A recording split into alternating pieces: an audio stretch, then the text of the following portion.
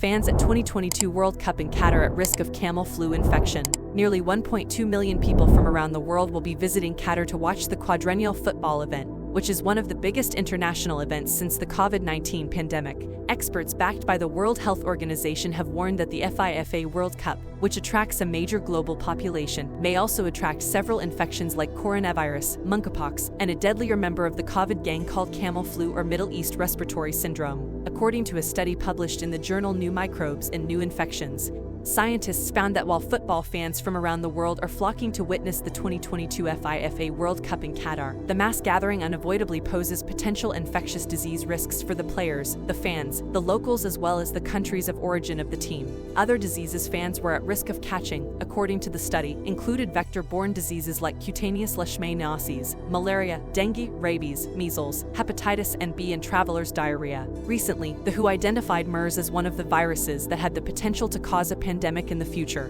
Nearly 1.2 million people from around the world will be visiting Qatar to watch the quadrennial football event, which is one of the biggest international events since the COVID-19 pandemic.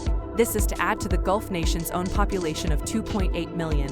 The study states that while Qatar had made its health sector ready for such occurrence, continued surveillance and studies on the transmission of infections was important.